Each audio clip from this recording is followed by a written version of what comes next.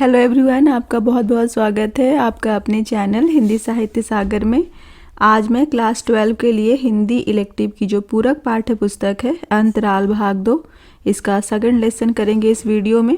Chapter का नाम है आरोहण और जिसके लेखक है संजीव। तो आइए मल्टीपल चॉइस क्वेश्चन की शुरुआत करते हैं। क्वेश्चन नंबर 1 है, आरोहण कहानी में लेखक ने किस विषय को रेखांकित किया है। सुटेबल जो विकल्प है उसका चयन करना है आपको। ए, ग्रामीण क्षेत्र से निकलकर शहर में रोजगार करने की मजबूरी को। बी, पर्वतारोहण की जरूरत और वर्तमान समय में उसकी उपयोगिता एवं पर्वतीय क्षेत्र का जीवन संघर्ष एवं प्राकृतिक परिवेश का वर्णन करा है। सी, रूप सिंह एवं भूप सिंह दोनों भाइयों की कहानी को आधार बनाया गया है। डी, इनमें से कोई नहीं। तो इसका राइट आंसर बी हो जाएगा। आरोहण कहानी में पर्वतारोहण की जरूरत और वर्तमान समय में उसकी क्या उपयोगिता है एवं पर्वतीय क्षेत्र का जो जीवन संघर्ष है, इसके साथ साथ वहाँ की खूबसूरती, प्राकृतिक परिवेश, इन सब का वर्णन पाठ में किया गया है। क्वेश्चन नंबर 2 है, आरोहण कहानी के लेखक का नाम क्या है। ए, संजीव, बी, विष्णु खरे, सी, प्रेमचंद, डी, विश्वनाथ त्रिपाठी। तो राइट आंसर ए हो जाएगा संजीव। क्वेश्चन नंबर 3 है, रूप सिंह जब वर्षों बाद अपने गाँव वापस लौटता है तो वह किस बस स्टॉप पर उतरता है। ए, माही के स्टॉप पर, बी, देवकुंड के बस स्टॉप पर, सी, वह गांव के समीप ही उतरता है किसी बस स्टैंड पे, डी, उपर्युक्त में से कोई नहीं। तो इसका राइट आंसर बी हो जाएगा, वह देवकुंड के बस स्टॉप पे उतरता है। क्वेश्चन नंबर 4 है, रूप सिंह कितने वर्षों के बाद अपने गाँव वापस लौट रहा था। ए, पूरे 11 साल बाद लौट रहा था, बी, 12 साल के बाद लौट रहा था, सी, वह 10 साल के बाद लौट रहा था, डी, पूरे 14 साल के बाद लौट रहा था। तो इसका राइट आंसर ए हो जाएगा, वह अपने गांव माही पूरे 11 साल के बाद लौट रहा था। क्वेश्चन नंबर 5 है, रूप सिंह के गांव का नाम निम्नलिखित में से क्या है जहां पर वह 11 साल के बाद लौट रहा था। ए, माही, बी, सरगी, सी, देवकुंड या डी, इनमें से कोई नहीं।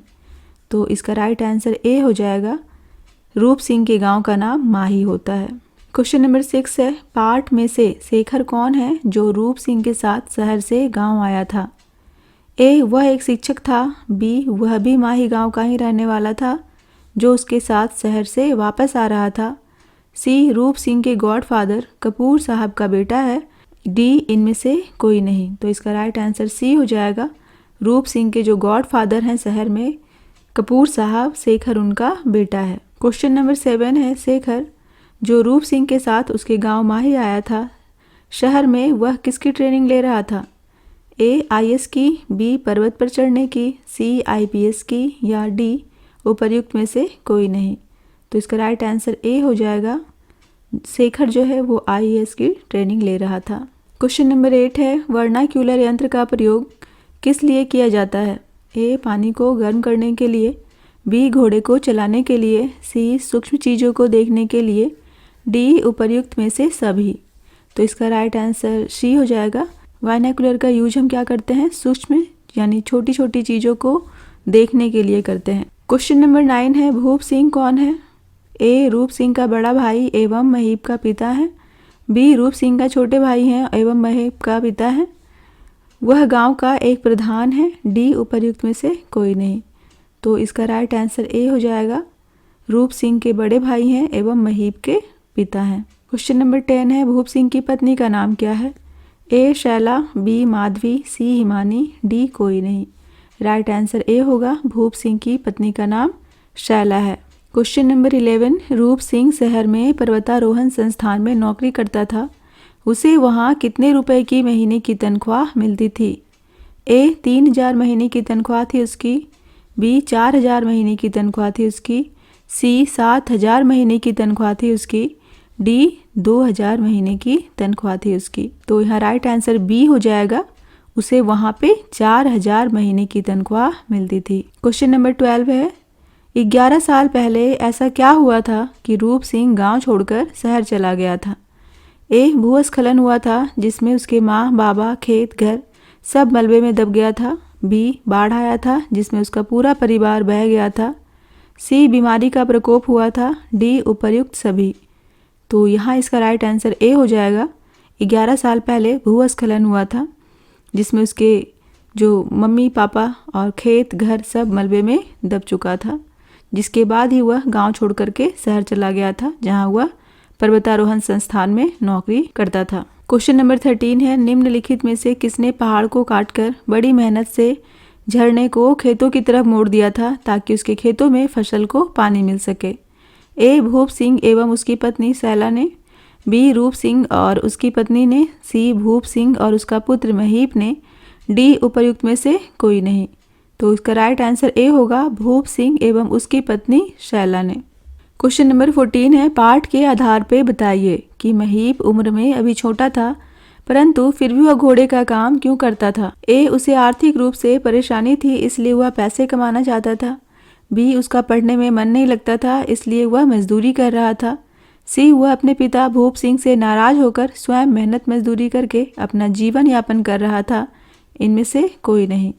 तो यहाँ पे इसका राइट आंसर सी हो जाएगा। क्वेश्चन नंबर 15 है, रूप सिंह पर्वतारोहण संस्थान में पहाड़ों पर चढ़ना सीख गया था परंतु फिर भी वह गांव में चढ़ाई करते वक्त जल्दी ही हांफने लग गया था, ऐसा क्यों? ए. क्योंकि वह पर्वत पर आधुनिक उपकरणों की सहायता से पहाड़ों पर चढ़ता था।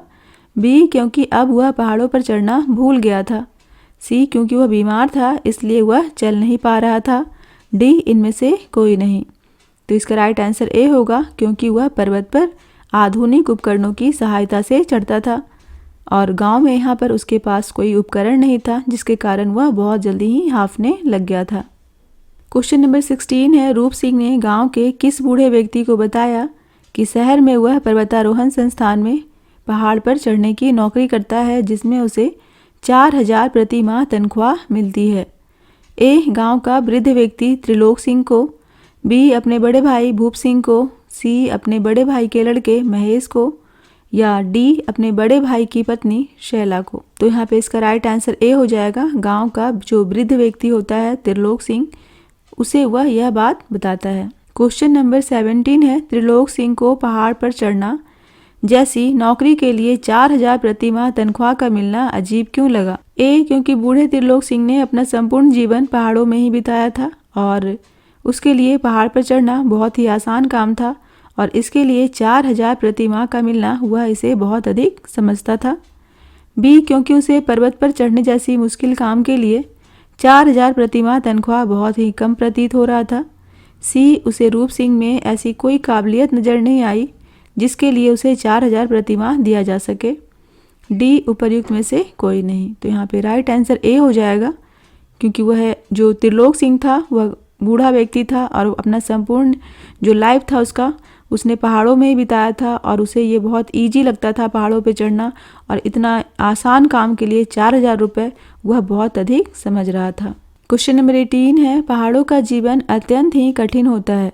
निम्नलिखित में से ऐसी क्या समस्या है जो कि वहाँ पर मुश्किल से एवं अत्यंत कठिनाई से प्राप्त होता है?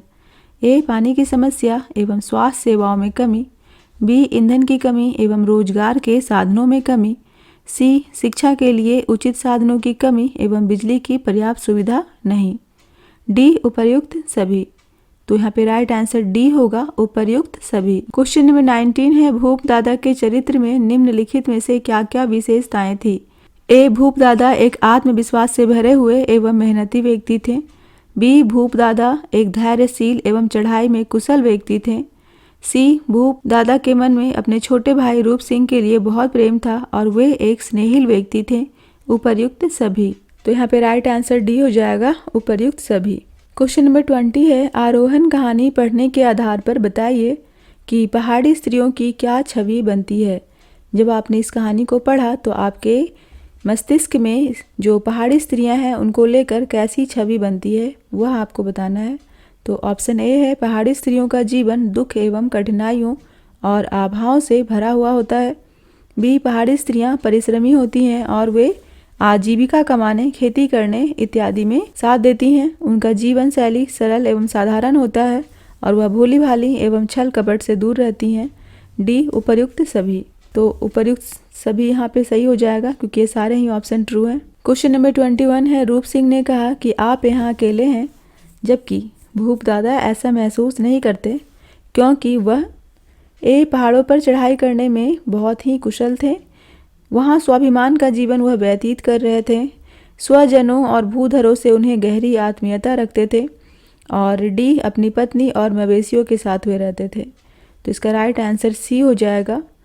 जब रूप सिंह ने कहा कि आप यहाँ अकेले रहते हैं, लेकिन जो भूप दादा थे उन्हें ऐसा कभी फील नहीं हुआ अकेलापन। क्यों? क्योंकि वे अपने स्वजनों और जो भूधरों यानी जो गांव था उनका, जो परिवेश था उनका और जो गांव के लोग थे उन सब से वो काफ़ी आत्मीयता रखते थे। क्वेश्चन नंबर 22 है, आरोहण कहानी की मूल संवेदना क्या है? ए, पर्वतीय लोगों के जीवन की अनुकूल परिस्थितियाँ। बी, भूस्खलन में अपनों को खोने के बाद भी अनुपम पर्वत प्रेम। सी, परिश्रमशीलता, आत्मसम्मान एवं पर्वतीय प्रेम। डी, नौकरी के कारण गांव छोड़ने की मजबूरी। तो यहाँ राइट आंसर हो जाएगा बी, भूस्खलन में अपनों को खोने के बाद भी अनुपम पर्वत प्रेम। क्वेश्चन नंबर 23 है, IAS ट्रेनी शेखर एवं रूप सिंह के मन में 14 साल के लड़के महीप को देखकर क्या विचार आ रहा था? ए, बाल मजदूरी का। बी, वह पढ़ने लिखने की उम्र में घोड़े का काम कर रहा है।